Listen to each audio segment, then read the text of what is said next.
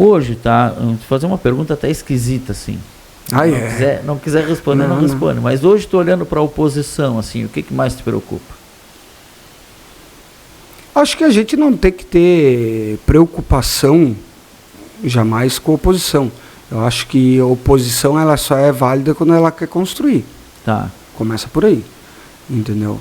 Hoje nós temos 3 vereadores do PT, o Paulo Quintana também, né? E o Edenilson, tá? O Sapo. Eu acho que os vereadores do PT fazem a parte deles, mas sempre tem diálogo com o governo, nunca faltou diálogo, entendeu? São recebidos em qualquer Mas lugar. tem, assim, alguma crítica, assim, que te doeu? Assim, essa aí eles pegaram o nosso calcanhar. Não! Essa aí eles vieram bem. Desse governo aqui?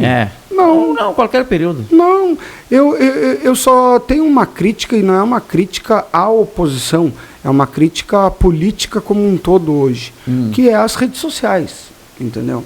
Hoje tu pega um corte, né?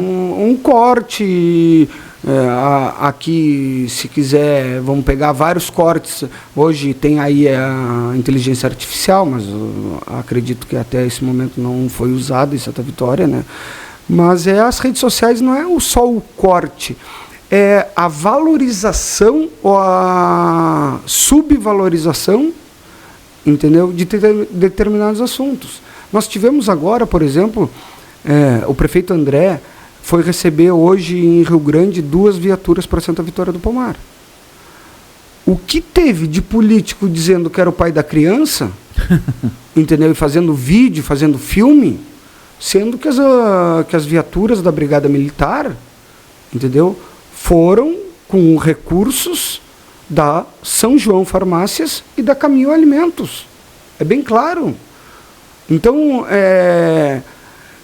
hoje é muito fácil tu pegar e fazer a política contra ou a favor de qualquer assunto. Entendeu? Então, isso não é uma crítica à oposição diretamente. É uma crítica à política, a supervalorizar ou também subvalorizar o trabalho de alguns e supervalorizar feitos de outros.